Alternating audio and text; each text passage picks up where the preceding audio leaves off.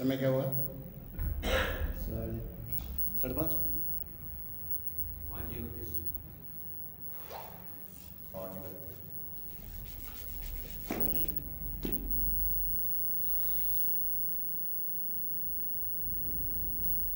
ओम। अब आप एक काम करें, पहले वही प्रक्रिया कर लेते हैं, ठीक है? बाकी का बाकी में डाल देंगे। इसमें थोड़ा सा समय लगता है ना।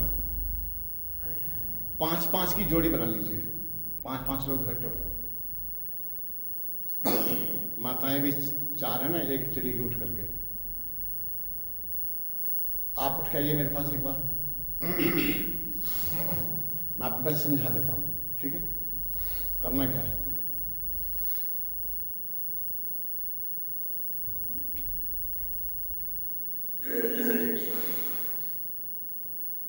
पेट के बल लेके मेरे सामने। पेट के बल।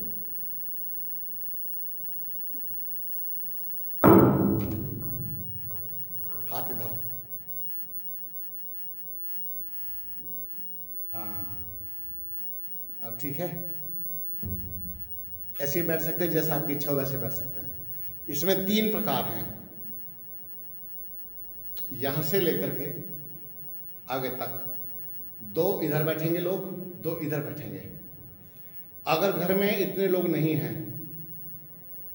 तो एक इधर बैठ जाए, एक इधर बैठ जाए, बीच में, पूरे शरीर को कवर करने के लिए। तो 3 तरह से होता है। एक तो है ऐसे कटोरी बना करके, ऐसे, और यहां से लेके यहां तक पूरे शरीर की थपथपी देनी है। ये जो है ना, ये वाला, ये कटोरी जो बनती है, इससे होता है वैक्यूम। ये वैक्यूम होता है। ऐसे जो दबी हुई नस होती है ना, नस दब जाती है, खिंचाव तनाव है, वो भी इससे ठीक हो जाती है। बात क्लियर हो गई? जब आप ये कर लेंगे पूरे शरीर का, उसके बाद में आएगा नंबर इसका। ये पहले मैं वो करता हूं, ये वाला।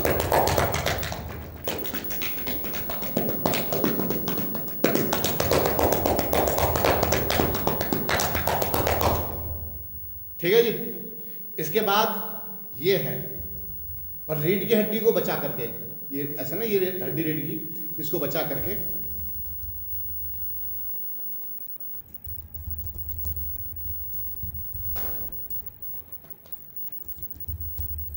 क्लियर हो गया?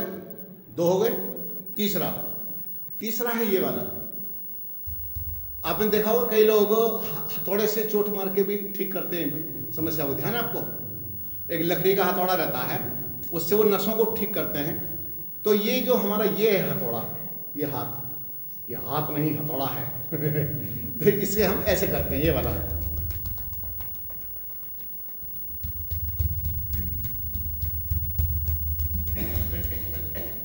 अब 5-5 लोग लेट जाइए।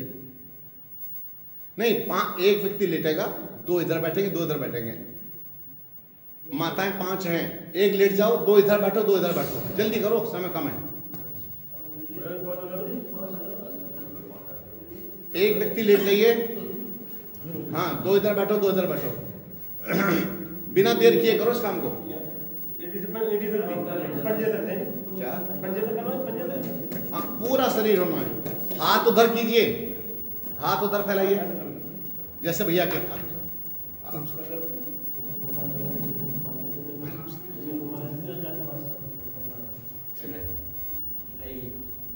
कीजिए। आप उधर चले जाइए, वहां आप भी जाओ।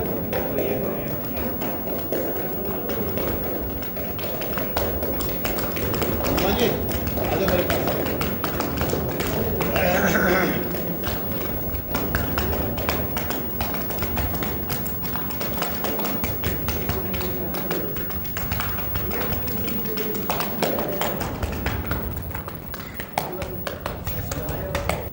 नहीं करते जाओ, भी करो करो, थोड़ा हो तो सही। थोड़ा बाजू भी करना, बाजू बाहों पे भी करो।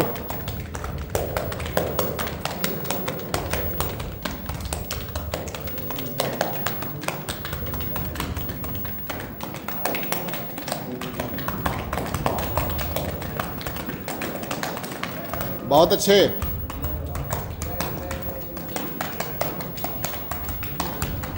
थोड़ा सा लगने दो, माथा की बाजू बराबर में करो, इनकी बाजू बराबर में ले जाइए। अरे उनकी बाजू करो।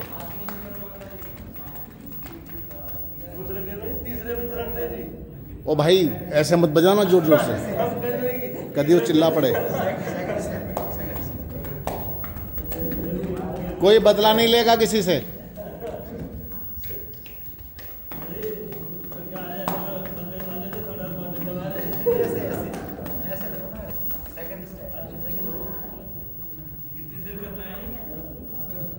नहीं 15-15, 20-20 बार मार दो। 20 मिनट नहीं, 20-20 बार। हाँ, फिर मुक्का मुक्का बजाना, हत्ती भी यही बजाना, ये भी। हाँ, नहीं नहीं, नहीं उनके ऊपर बजाओ, लगाओ लगाओ।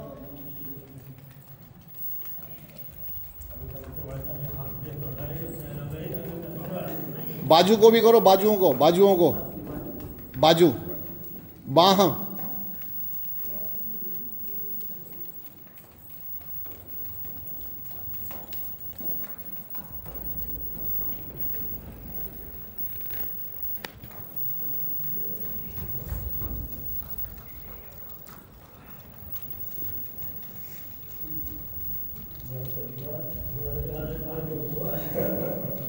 चलिए बैठ जाइए, अब दूसरे लेट जाओ।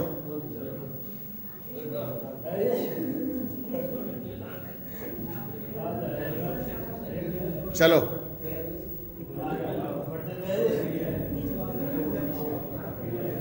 देर मत कीजिए क्योंकि समय कम है।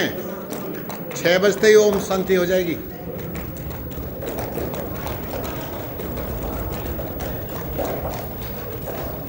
माता जी को कूट लो।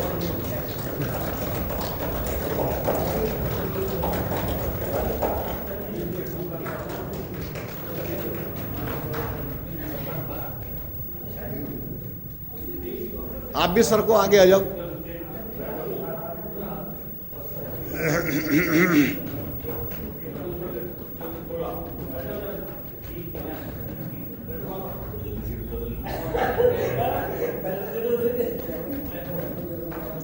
भैया मुनि जी को अच्छे ढंग से कूटो। ये थपथपी एक्सरसाइज है, इसका नाम दिया था पीटोथेरेपी।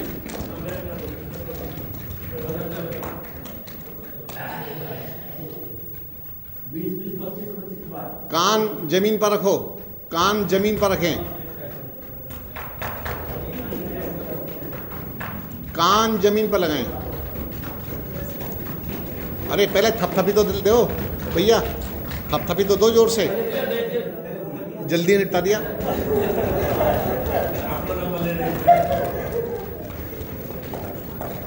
जल्दी जल्दी करो, फास्ट स्पीड से हाथ चलाओ। जो कर रहे हैं उनकी भी एक्सरसाइज हो रही है। आपका हो गया? कोई बात नहीं।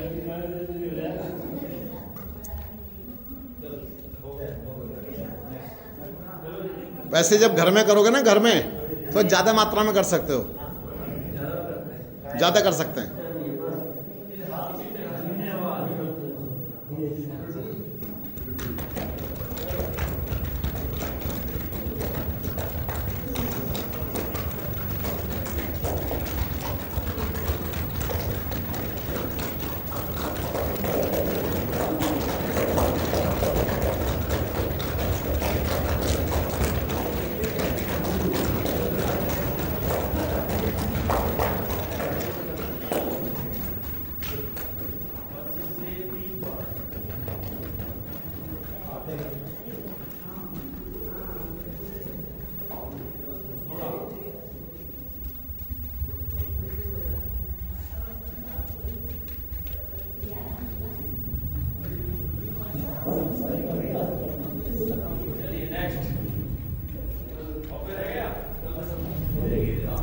हाँ, उनको लिटाओ।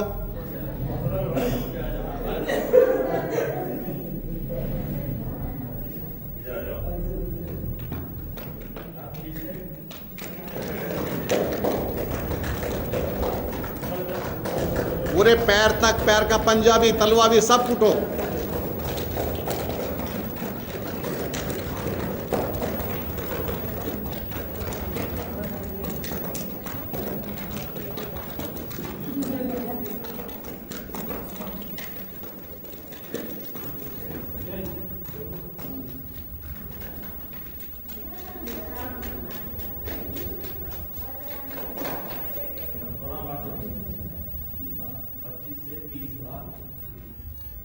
नहीं, घर में 50 बार भी कर सकते हो, कोई दिक्कत नहीं है। यहाँ तो समय कम के कारण कम करवा रहे हैं। चलिए, हो गया? वाह जी वाह। अब अपने अपने स्थान पर बैठ जाइए।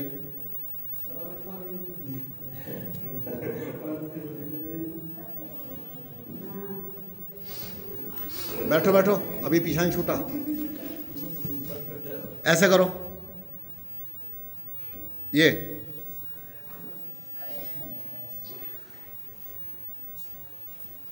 ऐसे कीजिए, मुट्ठी बनाओ, फास्ट।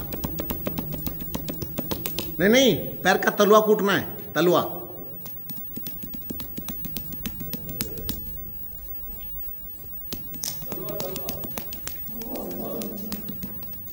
ये तलवा, ये बजा बजा बजा।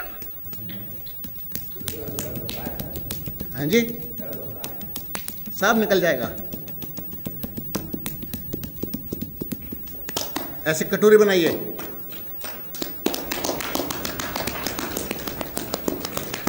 पूरी टांग, पूरी टांग।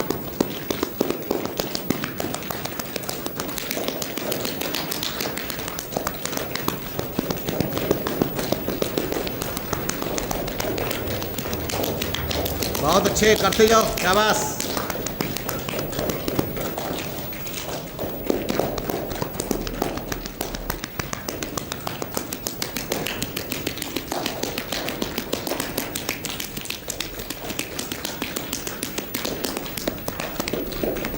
पेट,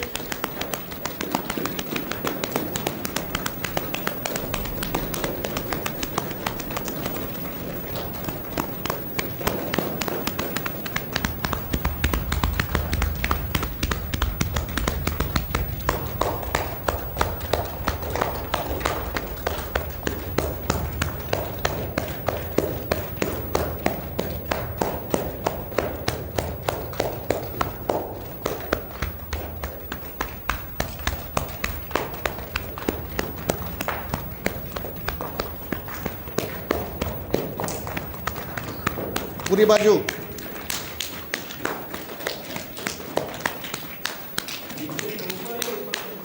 पूरा करते जाइए, नीचे से ऊपर, ऊपर से नीचे, दोनों करते जाइए।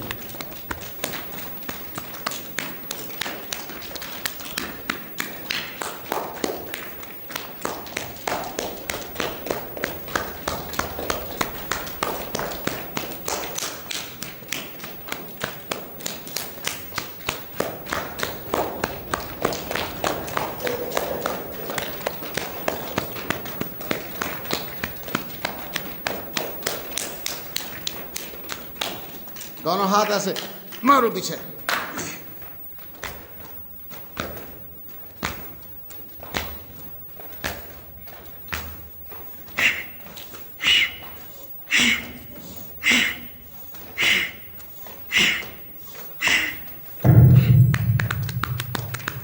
गर्दन पीछे,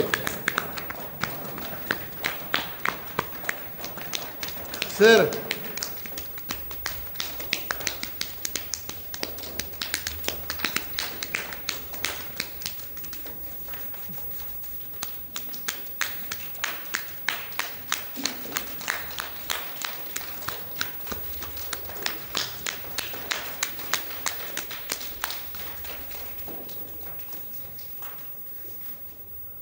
ओम।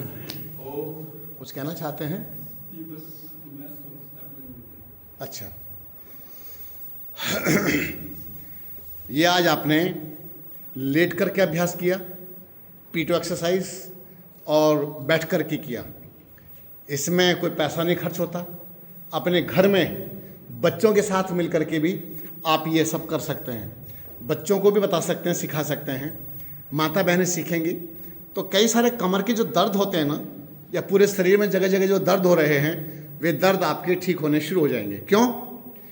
जो ब्लड सर्कुलेशन आज आपने बनाया है, इतना तो कभी बनता ही नहीं है। बोलो, इतना कभी ब्लड सर्कुलेशन नहीं बनता है जैसा आज आपने बनाया है पूरे शरीर का। तो ये बहुत महत्वपूर्ण एक्सरसाइज है, तो इसको आप अपने घर में करते रहें, ठीक है। अब इसके बाद अगला अभ्यास शुरू करते हैं। अब आप वज्रासन में आ जाइए।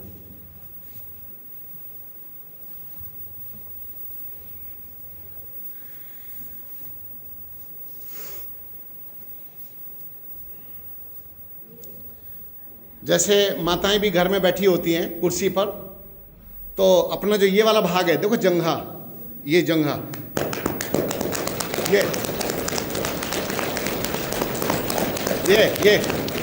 ये आगे घुटना, घुटना, घुटने पर कटोरी बना के घुटना। भाई साहब कह रहे थे ना घुटना को कैसे ठीक करें, ये घुटने पर ऐसे मारिए,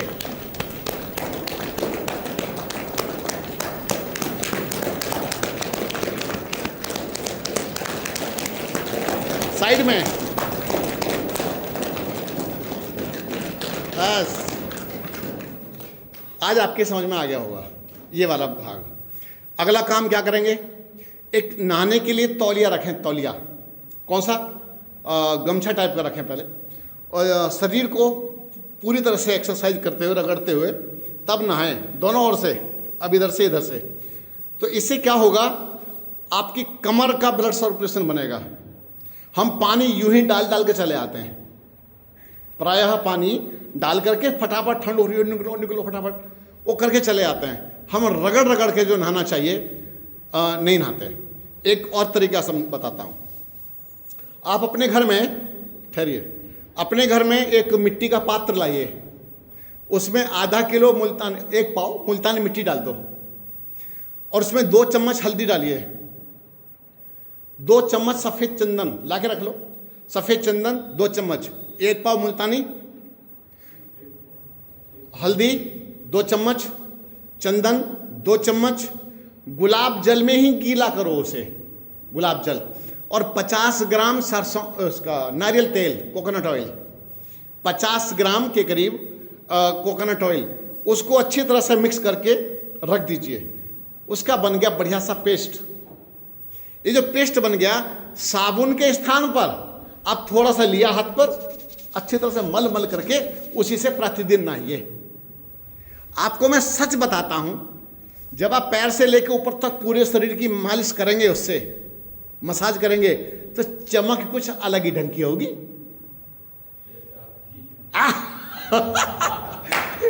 ये तो एकदम ऐसी चमक आएगी, आपको आश्चर्य होगा कि कितना बढ़िया शरीर मेरा चमकने लगा है।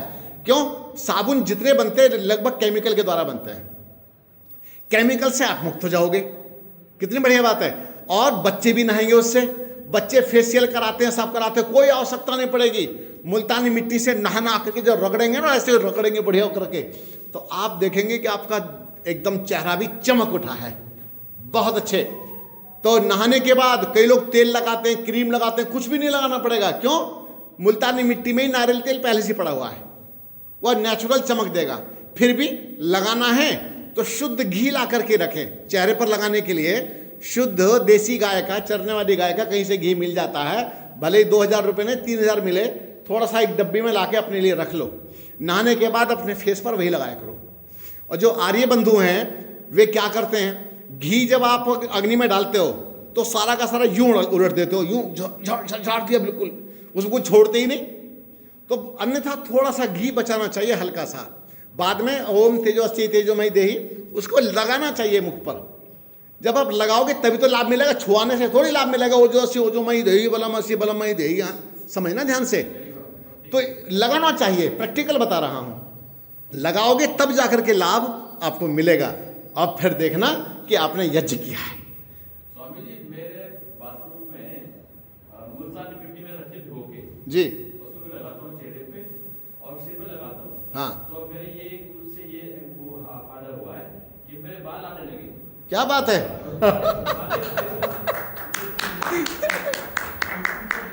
घरवाली कह रही तुम्हारे बाल कैसे आ रहे बोले जवानी आ रही दोबारा से। बोले मेरा जवानी नहीं, जन्म हो रहा है दोबारा से। तो आयु को तो भूल जाओ, आयु तो एक दिमाग की सोच है फालतू का, इसको तो यहाँ से हटा दो और अपना गति की तरफ बढ़ते रहो, नहीं तो दुर्गति हो जाती है फिर। तो इसी प्रकार से आप मुल्तानी मिट्टी का सेवन करें। एक बात तो ये आई। और जैसे एक सज्जन का प्रश्न का उत्तर दे देता हूँ, क्यों नहीं तो फिर मेरी बात झूठी रह जाएगी। उन्होंने मुझसे पूछा था क्या कि जोड़ घुटनों के दर्द के बारे में। घुटनों के दर्द ऐसे ठीक नहीं होते। मैंने कल भी आपसे कहा था कि दही चावल खाए थे, कल नहीं खाए थे? ऐसा नहीं है, मैंने दर्द वालों के लिए बताया, दर्द वालों के लिए विशेष। मैं जब भी कोई बात कहता हूं तो विशेष बीमारियों को ध्यान में रख करके बात करता हूं। दही, चावल, टमाटर, नींबू, पोहा, मुरमुरा, चिवड़ा, इनके नाम मैंने गिनाए थे। दर्द वालों को किसी भी मूल्य पर यह नहीं खाना चाहिए। नहीं, थोड़ी सी दही उन्होंने दे दी थी, जबरदस्ती खानी पड़ी। बिल्कुल नहीं खानी पड़ेगी। ऐसे कौन तो आपको खिला सकता है? ये तो आपका मन होता है, चट कर जाते हो। वरना जो चीज़ आपके अनुकूल नहीं है आप हटा दीजिए। जो आपको नहीं लगता है आप एक समय भूखा रहिए, तब कोई चिंता नहीं, आप बल्कि उल्टा ठीक हो जाएंगे। तो भैया आप अपने ऊपर आहार पर विशेष ध्यान रखो, नहीं तो कोई गुजारा नहीं है। चाय, मेरे मना करने के बाद किस किस ने चाय नहीं पी? वे हाथ उठाओ, मैं देखता हूँ। पहले से नहीं पीते थे आप? नहीं, घर पे तो बनते नहीं, बाहर पी लेते। अच्छा, नहीं पी कल? नहीं। शाबाश। अच्छा, किस किस ने पी ली? वे हाथ उठाओ। भाई मिली तो पी ली। अब चाय से मुक्ति पाके जाना मेरे यहां से। चाय, कॉफी, कोल्ड ड्रिंक मत डालो बॉडी के अंदर। चीनी, मेरी रसोई में जाके घुस के देखो, चीनी नहीं मिलेगी, गेहूं का आटा नहीं मिलेगा। मैं कल तो भोजन किया दोपहर में, और फिर उसके बाद में मैंने अपने बना के खाया। तो इसी प्रकार से अनुकूल नहीं है तो बिल्कुल हम लोग स्वीकार नहीं करते और करना भी नहीं चाहिए। यही आर्यत्व की भावना होती है। आर्यत्व है कि जो श्रेष्ठ व्यक्ति कौन होता है? जो श्रेष्ठ को ही स्वीकार करे, वही तो है। अब आपको दही, चावल, टमाटर, नींबू, पोहा, इसके साथ साथ मैंने आपको बताया चीनी अपने घर में मत लाइए। मैदा, मैं तो गेहूं के आटे की भी बात कह रहा हूं। और इसके साथ साथ कई लोग मल्टीग्रेन आटा खाते हैं, मल्टीग्रेन मिले हुए अन्न खाते हैं। मिले हुए अन्न मेरे विचार से नहीं खाने चाहिए। ऋतु अनुसार अन्न खाने चाहिए। अगर आप ऋतु अनुसार अन्न नहीं खाओगे भैया तो आपको लाभ नहीं मिलेगा। तो इसी प्रकार से आप लोगों को बहुत ध्यान रखना पड़ेगा। और ऋतु अनुसार सब्जियां खाइए, ऋतु अनुसार फल खाइए, तब आप स्वस्थ रह सकते हैं, अन्यथा स्वास्थ्य आपसे गया। गेहूं तो भारत का, अब रही बात गेहूं हर जगह मिलता है, हर जगह बनता है, ये तो आप भी जानते हैं और मैं भी जानता हूं। चाय भी हर जगह मिलती है, चीनी भी हर जगह मिलती है ना, सब चीज़ें मिलती हैं। लेकिन याद रखना, चुनाव आपको करना ही पड़ेगा। आप सत्संग करने जाइए, आप फल का सेवन कीजिए, आप सलाद खाइए, आप और अन्य चीज़ें खाइए, आपके अनुकूल नहीं पड़ रहा है तो मैंने भी गलती की है कल, जो मैं नहीं करता था, लेकिन मैं सुधारना जानता हूँ अपने आप को, है ना। मैं तो व्रत लेना जानता हूँ, संयम करने जानता हूँ। तो इसी प्रकार से कई भूल हो भी जाती है। तो गुरुजी ने कहा था व्रत प्राश्चित्ताभ्याम सर्वरोग निराकरणम, व्रत के रूप में प्राश्चित करें। हो मैंने आज गलती कर ली, अब मैं आगे ये गलती नहीं दोहराऊंगा, प्राश्चित कर लिया। एक समय भोजन नहीं किया, छुट्टी, प्राश्चित हो गया। तो इसी प्रकार से अपना प्राश्चित कीजिए और अपने आप को स्वस्थ रखिए और अपनी साधना को आगे बढ़ाइए। मैं, क्योंकि समय तो भी कम बचा है, क्योंकि बहुत सारी चीज़ें बतानी होती, करानी होती हैं, और अभी हम क्या करेंगे, हल्का फुल्का प्राणायाम की कुछ श्वास की क्रियाओं को कर लेते हैं। श्वास की क्रियाओं में मैं आपको एक क्रम बताना चाहता हूँ, उस क्रम को आप अपने हिसाब से भी ढाल लेना। जो लोग उस क्रम को नहीं करते प्रायः वे भस्मासुर बनने शुरू हो जाते हैं। भस्मासुर क्यों कहेंगे, ये नाम कहाँ से आ गया? तो भस्मासुर ये है क्योंकि उनके अंदर क्रोध की उत्पत्ति हो जाती है। जैसे गर्म अभ्यास है, एक क्रिया है कपालभाति, प्राणायाम नहीं, कपालभाति क्रिया है, अग्निसार क्रिया है, अंतः कुंभक प्राणायाम है, बाह्य कुंभक प्राणायाम है, ठीक है। तो जो लोग गर्मी पैदा करने वाले अत्यधिक मात्रा में कर जाते हैं, उनका संतुलन बनाने वाले अभ्यास नहीं करते, तो उनके अंदर रोगों की उत्पत्ति होती है। बात क्लियर हो रही है? इसी प्रकार से प्राणों की क्रियाएं भी करें, कोई आपत्ति नहीं है। आप प्राणायाम भी करें, लेकिन गर्म के बाद ठंडा, ठंडे के बाद गर्म। जब लगे कि शरीर में गर्मी है, तो ऐसी अवस्था में आप कौन सा अभ्यास करें? ठंडा। अनुलोम विलोम कर सकते हैं, शीतली कर सकते हैं। और जब लगे कि शरीर में ठंडा रही है, शरीर में ठंडा ठंडा है, तो ऐसी अवस्था में आप अग्निसार कर सकते हैं, भस्त्रिका कर सकते हैं, और कई अभ्यास ऐसे हैं जो आप कर सकते हैं। अंतः कुंभक कर सकते हैं। तो अभी आपका शरीर कैसा है? ना गर्म है ना ठंडा है, क्योंकि विश्राम कर लिया ना। तो ऐसी अवस्था में आप कपालभाति से प्रारंभ कर सकते हैं। ठीक है? 30-30 के 2 राउंड लेंगे। कमर सीधी करें, आप सब जानते हैं, करके करें। आंखें बंद रखें, पेट से झटके दे करके श्वास को बाहर फेंकें।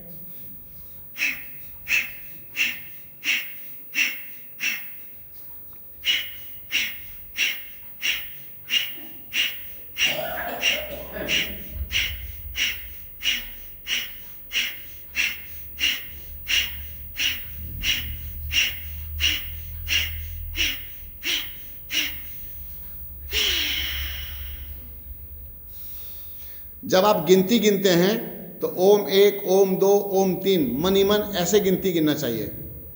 फिर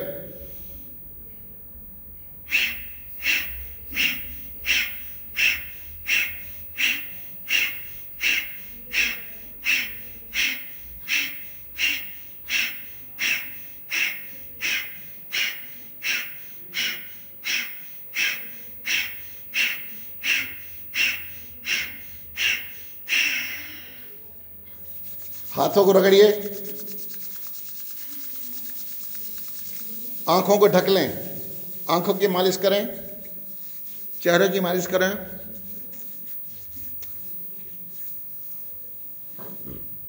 कपालभाति हो या अग्निसार हो, दोनों के लिए आपको क्या करना? फिर हाथ रगड़ना चाहिए ऐसे।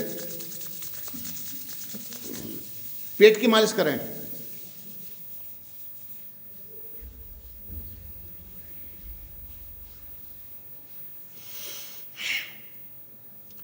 अनुलोम विलोम। अब इसमें थोड़ा सा मेरी ओर से परिवर्तन मेरी ओर से है, व्यक्तिगत मेरी ओर से। जो लोग कराते हैं, मैं उन पर कोई टिप्पणी नहीं कर रहा। इसको ध्यान दें कि हम प्रायः क्या करते हैं, यहीं से श्वास लेते हैं, छोड़ते रहते हैं, यहीं से एक ही स्थान पर। हम दूषित वायु, दूषित प्राण अपने शरीर से बाहर फेंक रहे होते हैं, और वहीं की वहीं फेंक रहे हैं। वायु चल नहीं रही। महर्षि क्या लिखते हैं कि जहां हल्की हल्की मंद मंद वायु बह रही हो, उस ओर मुख करके, जब आप उस ओर मुख करेंगे तो दूषित पदार्थ निकलेंगे तो पीछे निकल जाएंगे, ऐसे होगा। लेकिन जब आप यहीं कहीं कर रहे होते हैं तो कहां जाएगा? और जब हम हॉल में बैठे हैं तो उसका उसके पास, उसका उसके पास, उसका उसके पास। ठीक है? तो हम इसमें थोड़ा सा हमने रास्ता खोजा था। और खुले आकाश के नीचे करके देखना, पहले देख लीजिए एक बार।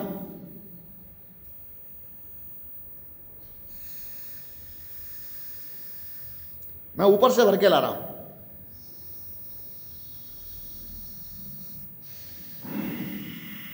कीजिए, करके देखिए। ऊपर से भर के लाएं, नीचे लाके निकालते हैं। इससे गर्दन का मूवमेंट भी बढ़ेगा। ना थायराइड की समस्या बनेगी, ना टॉन्सिल की समस्या बनेगी, ना गर्दन सर्वाइकल की समस्या बनेगी।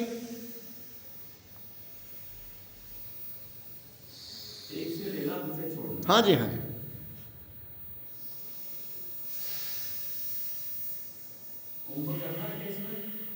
थोड़ा सा हल्का, ज्यादा नहीं।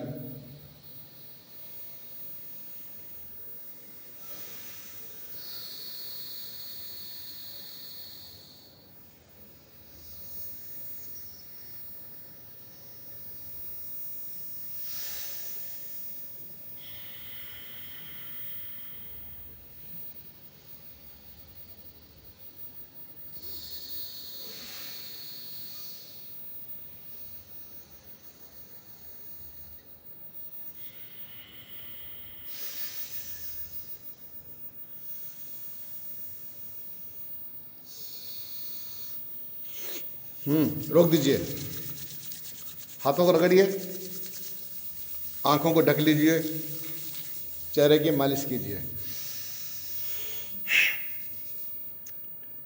कल ध्यान के विषय में चर्चा गहराई से चलेगी और उसके साथ साथ प्राणायाम का विशेष एक सत्र रहेगा इसी बीच में कल। प्राणायाम कितने प्रकार के हैं और किस किस तरह से हम किस रोग में कैसे प्राणायाम करें, क्या लाभ मिलेगा, उनको हम रिकॉर्ड भी कर सकते हैं और अपने घर में भी अभ्यास उसी प्रकार से कर सकते हैं। आहार के विषय में बहुत कुछ बताना चाहता हूँ, बहुत कुछ सिखाना चाहता हूँ। समय की न्यूनता के कारण मैं बहुत सारी बातों को खोल नहीं रहा हूँ। हिंट तो दे रहा हूँ हल्के हल्के, लेकिन बहुत ज़्यादा समझा नहीं रहा। इसीलिए तो कभी समय मिलेगा बीच में भी हम देख सकते हैं। आपके पास समय हो, बीच में जब अवकाश मिलता है तो मेरी कुटिया ऊपर है, तो आप कोई समाधान करना चाहते हैं, शंका समाधान करना चाहते हैं, गुरुकुल है ना ऊपर अपना, गुरुकुल से ऊपर मेरी कुटिया जहाँ मैं रहा करता हूँ। तो आपका स्वागत है, आप आ भी सकते हैं, बैठ के बात कर सकते हैं, किसी भी विषय पर चर्चा कर सकते हैं। तो अभी थोड़ा सा मुस्कुरा लो मेरे साथ हल्का सा, ठीक है, फिर समाप्त करते हैं। मुंह बंद करके मुस्कुराइए और मंद मंद मुस्कुराइए।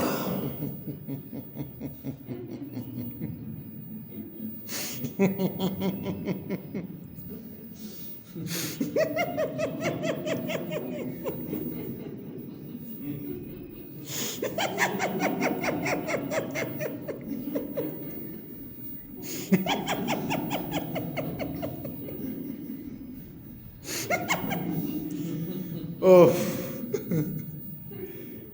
अगर मैं चलो 2 बार हंसाया, 3 बार हंसाया, यहाँ तक तो ठीक है।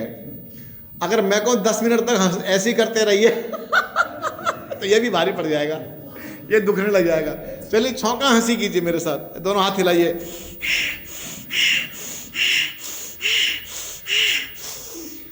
निकालिए हवा।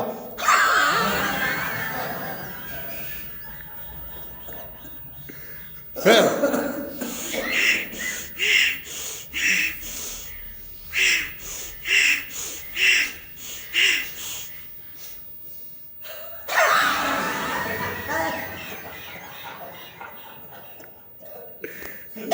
ठीक है, चलिए अगली हंसी, ऊपर हाथ कीजिए, ऊपर देखिए, सोच लो दुनिया अपने बाप की है। 1 2 3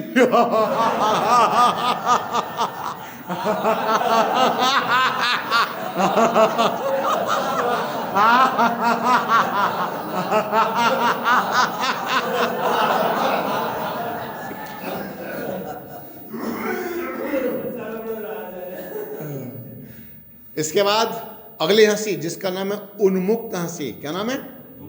उन्मुक्त, यानी कि नॉन स्टॉप। ऐसे कीजिए। एक बात बताएं, आदमी तो हंसता हुआ अच्छा लगता है, प्रसन्नचित्त अच्छा लगता है। हर समय भूंडा सा मुंह बना करके रखे तो बहुत बुरा लगे ना। वैसे एक बात करो स्वामी जी, बोल दो। मैंने देखा कई बार जो हमारे आर्य समाजी भाई बहन होते हैं, हालांकि मैं भी हूँ उसी में, सबके चेहरे पे जो हंसी कम नहीं रहती है। काम का बर्डन ज्यादा है। ये मेरी अपनी रीडिंग है, बाकी बुरा मत मानना, मंच पर कह रहा हूं, इसे बंद कर दो। अब कहूंगा, विद्वानों के मुखमंडल पर भी हंसी की मुद्राएं नहीं होती।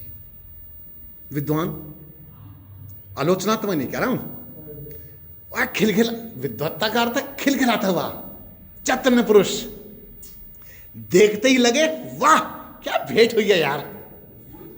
विद्वान लोग भी चलिए। इतिहास में पीछे बैठे हैं, देखते हो जाए तो हाँ, बहुत अच्छा। तो प्रसन्न चित्त व्यक्ति बहुत अच्छा लगता है। तो आइए,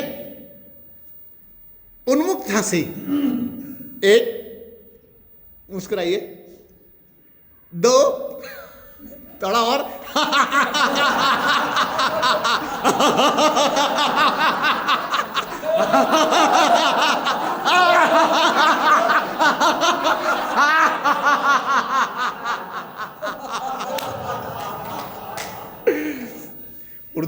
उर्दू के किसी शायर ने कहा, उर्दू ने कहना, या तो मस्ताना हंसे या परमात्मा जिसे तौफीक दे, तौफीक कहते हैं उपहार, या तो मस्ताना हंसे या परमात्मा जिसे तौफीक दे, वरना इस दुनिया में कोई मुस्कुरा सकता नहीं। ये तो हंसी परमात्मा का उपहार है।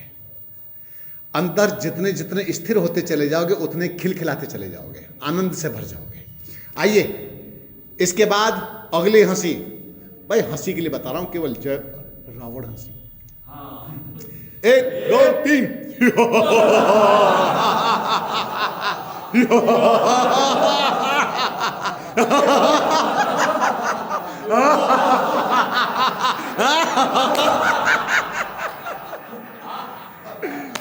बहुत बहुत धन्यवाद आपका। भाई मैं ऐसा कोई योग नहीं कराना चाहता हूं जिससे आप रोगी जैसे दिखाई दे। मेरे जैसे व्यक्ति के संपर्क में आने का अर्थ है कि आपका जो बुझा हुआ है ना, आज सब दिए जल जाए, प्रकाशित हो जाए अंदर से, अंदर और बाहर आनंद की लहरें दिखाई दें, बॉडी लैंग्वेज बतावे कि वाह क्या सुगंध आ रही है यार, बहुत अच्छे। अब आप कमर सीधी करें, ओम ध्वनि करेंगे और उसके बाद विश्राम।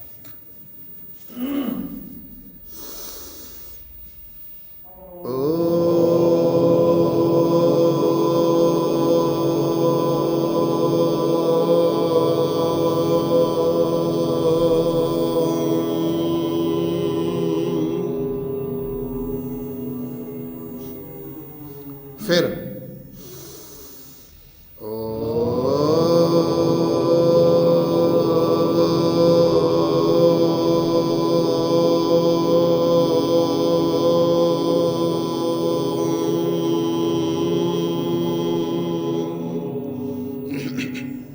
फिर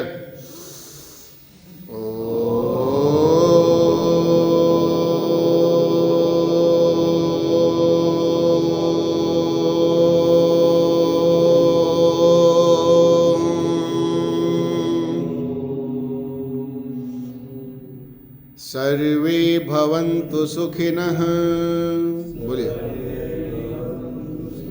सर्वे सन्तु निरामयाः, सर्वे भद्राणि पश्यन्तु मा कश्चित् दुःखभाग् भवेत्। ॐ शान्तिः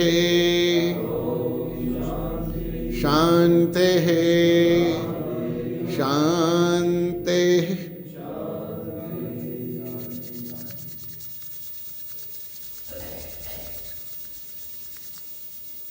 हाथों को रगड़ें, आंखों को ढक लें,